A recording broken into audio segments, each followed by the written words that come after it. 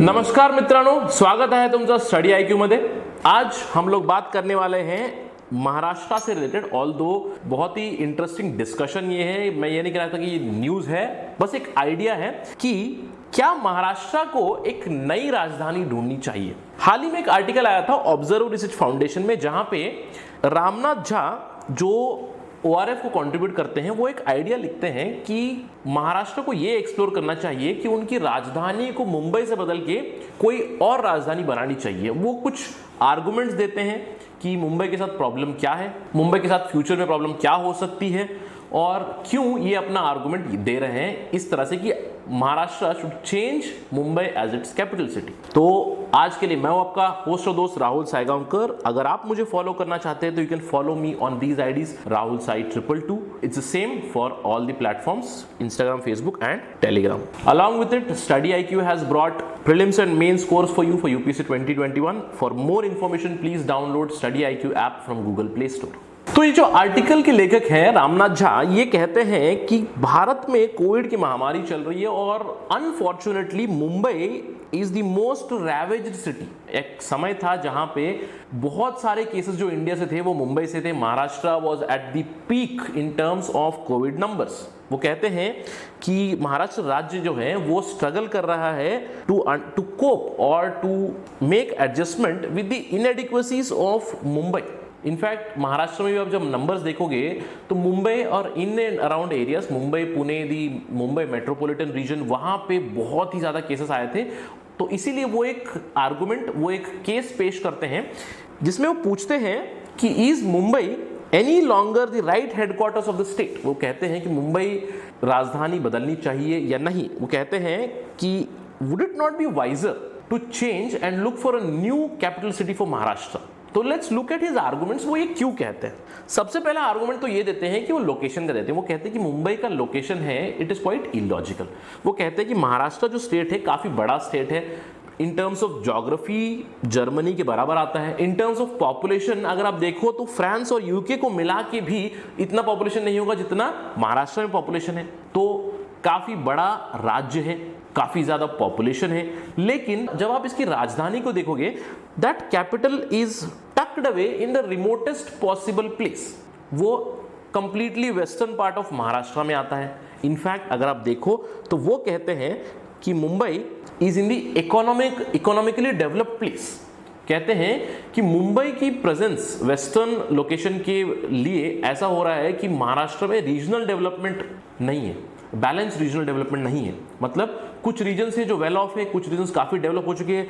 जब आप देखोगे मराठवाड़ा और विदर्भ एरियाज ऑफ महाराष्ट्र वो काफी हद तक पिछड़े हैं। इसके अलावा वो कहते हैं कि अगर मुंबई राजधानी बना रहेगा तो ये जो इम्बैलेंस है, ये जो इनइक्वालिटी बिटवीन रीजन्स है, it is going to continue further. तो चलिए देखते हैं मुंबई का लोकेशन कहाँ है। जैसे कि आप देख सकते हैं महाराष्ट्र के मैप में, तो इसका आप एरिया देखोगे तो काफी ह्यूज एरिया है। बताया गया है कि जर्मनी ऑलमोस्ट कंपेरेबल है महाराष्ट्र के बराबर, लेकिन इसका कैपिटल सिटी कहाँ है? इस कोने में है, यहाँ पर। और अगर आप देखोगे कि मुंबई से आपको गढ़चिरौली पहुंचना है, यहाँ पे जो ईस्टर्न मोस्ट डिस्ट्रिक्ट है महाराष्ट्र का, आपको 1000 किलोमीटर से भी ज्यादा ट्रैवल करना पड़ेगा। साथ ही साथ झा जी का ये कहना है कि मुंबई की लोकेशन की वजह से ऐसा हो रहा है कि आपका जो मध्य महाराष्ट्र है और कोंकण महाराष्ट्र है वो काफी डेवलप्ड एरियाज है, और मराठवाड़ा और विदर्भ जो यहाँ पे आते हैं वो अंडर डेवलप्ड एरियाज है, यहाँ पे बैलेंस रीजनल डेवलपमेंट नहीं हो रहा है। तो इसीलिए वो पहला आर्गुमेंट देते हैं कि why not shift the capital city from Mumbai. Although वो कोई ऑल्टरनेटिव देते नहीं है। वो नहीं चाहते हैं कि क्या नागपुर हो, क्या औरंगाबाद हो, बीड़ हो। He is not giving any alternative, he is simply giving an idea to explore. आप इसके बारे में कम से कम सोचिए। इसके अलावा वो कहते हैं कि अगर लोकेशन को भूल जाए, लोकेशन तो ठीक है, तो गवर्नेंस के साथ आप देखोगे तो गवर्नेंस में भी Mumbai does not make sense. वो कहते हैं कि मुंबई का जो लोकेशनल डिसएडवांटेज है वो बहुत ह्यूज है। अगर आप मुंबई का मैप देखोगे, वहां पे सारे जो मंत्रालय की बिल्डिंग है वो सदर्न मुंबई में है, और जो एक्सटेंसिवली डेवलप हो चुका है मुंबई वो कंप्लीटली नॉर्थ में है। तो वो कहते हैं कि इससे क्या होगा, it is quite illogical and inefficient कि जितने भी गवर्नमेंट के नुमाइंदे हैं, जो गवर्नमेंट सर्वेंट्स हैं, वो अगर अपना ड्यूटी करना चाहते हैं तो बहुत देर तक उनको ट्रैवल करना पड़ेगा। और आप जानते तो हो कि मुंबई में ट्रैफिक की प्रॉब्लम है। मुंबई में अगर देखोगे, मुंबई के जो लोकल चलते हैं वहाँ पे खचाखच भीड़ होती है। तो ट्रैवल करने में आप अपनी अगर समय डाल दोगे, अपना अगर समय डाल दोगे, तो आप मंत्रालय में काम कैसे करोगे? अगर मंत्रालय के डिसीजन ही एंटायर स्टेट के लिए अच्छे नहीं है तो किस तरह से आप स्टेट को एफिशिएंट बना पाओगे, ये सवाल पूछते हैं। तो चलिए देखते हैं कि क्या एग्जैक्टली कह रहे हैं। अगर आप देखोगे मुंबई का मैप ये है, मैंने बस जूम इन किया हुआ है मुंबई के ऊपर, और ये जो मंत्रालय की बात करते हैं वो आता है यहाँ पे, जहाँ पे फोर्ट और सीएसटी है। तो आपका मंत्रालय यहाँ पे, southern most part of Mumbai is Colaba, तो कोलाबा के पास है fort area, it is also called मंत्रालय, द मिनिस्ट्री। तो मिनिस्ट्री है यहाँ पे, जहाँ पे आप देख सकते हो कि जो बड़ा पार्ट मुंबई का है वो कहीं और ही है। और अगर कोई गवर्नमेंट सर्वेंट जो यहाँ रहता है, they have to reach to the ministry and put in hours together for travelling. तो ये कहते हैं कि काफ़ी इनएफिशिएंट है, क्योंकि मुंबई की जो अभी डेवलपमेंट हो चुकी है वो इसी तरह से हो चुकी है कि मंत्रालय वहाँ पे है तो आपको काफ़ी इनएफिशिएंसी बढ़ जाती है इसकी वजह से। इसके अलावा वो एक साइंटिफिक रीजन भी देते हैं। वो कहते हैं कि क्लाइमेट चेंज की रिपोर्ट काफ़ी आ रही है। हम सब लोग जानते हैं कि आईपीसीसी की रिपोर्ट आती है, inter governmental panel on climate change, UNFCCC continuously बात करता रहता है क्लाइमेट चेंज के बारे में। तो वहाँ पे सबने बताया है कि ग्लोबल वार्मिंग हो रही है। अगर ग्लोबल वार्मिंग हो रही है तो ग्लेशियर्स मेल्ट होंगे, अगर ग्लेशियर्स मेल्ट होंगे तो इवेंचुअली समंदर का लेवल बढ़ेगा, और Mumbai is a seaside city. तो यूएस का जो रिसर्च इंस्टीट्यूट है क्लाइमेट सेंट्रल, वो कहते हैं कि 2050 तक हमारे विश्व के बहुत सारी सिटीज हैं जहां पे पानी का स्तर बढ़ने वाला है, और बहुत सा एरिया उन सिटीज का डूब जाने वाला है, और उसमें एक मुंबई सिटी भी है। तो ये कहा जाता है कि मुंबई का अगर पानी का स्तर बढ़े तो सबसे पहले क्या डूबेगा? वो कहते हैं कि साउथ बॉम्बे की डूबने की भी आशंका है जहां पे मंत्रालय है। तो ऑल्दो वो कहते हैं कि हम बात कर रहे हैं 2050 की, बट क्या वो बहुत दूर है? केवल 3 दशकों में ये होने का अंदेशा है। तो 2050 तक क्या हमारी जिम्मेवारी ये नहीं बनती है कि हम एक ऑल्टरनेटिव ढूंढे, एक ऑल्टरनेटिव कैपिटल बनाए? अगर देखा जाए कि बहुत से राज्य हैं जहां पे वो लोग 2 कैपिटल सिटी का सेटअप फॉलो करते, 2 कैपिटल सिटी नहीं, मतलब 2 एडमिनिस्ट्रेटिव सेटअप। जैसे आप कर्नाटका का उदाहरण लोगे तो एक है बैंगलोर और दूसरा है Belgaum, which is the second administrative capital itself. वहाँ पे भी एक मिनी विधानसभा है, विधान सौदा है, वहाँ बिल्डिंग है, तो गवर्नेंस वहाँ से भी होता है। तो एक always a backup plan is there. उसके अलावा वो एक और रीजन देते हैं कि मुंबई की वजह से कैपिटल सिटी डोमिनेंस बहुत ज़्यादा होता है गवर्नेंस में। वो कहते हैं कि मुंबई को अगर आप देखो तो 10% of population of entire Maharashtra resides in Mumbai और मुंबई मेट्रोपॉलिटन रीजन, और 40% of GSDP of the state it comes from Mumbai only. तो डिसप्रोपोर्शनेट है ये कंट्रीब्यूशन मुंबई का। इसकी वजह से गवर्नेंस में ये होता है कि सारी चीज़ें आप मुंबई के बारे में सोच रहे हो। पूरा मंत्रालय में जितने भी लोग हैं, they are more and more concern about Mumbai metropolitan region and Pune. तो बाकी स्टेट का क्या होगा भाई? वो कहते हैं कि अगर आप सिर्फ अपनी जगह पे कॉन्सेंट्रेट कर रहे हैं क्योंकि वहां पे बहुत पैसा है, वो फाइनेंशियल कैपिटल है, तो बाकी एरियाज का क्या होगा? इसीलिए विदर्भ और मराठवाड़ा क्या इसीलिए वो इतने बैकवर्ड हैं क्योंकि आप सिर्फ कॉन्सेंट्रेट कर रहे हो मुंबई और उसके इर्द गिर्द मध्य महाराष्ट्र पे।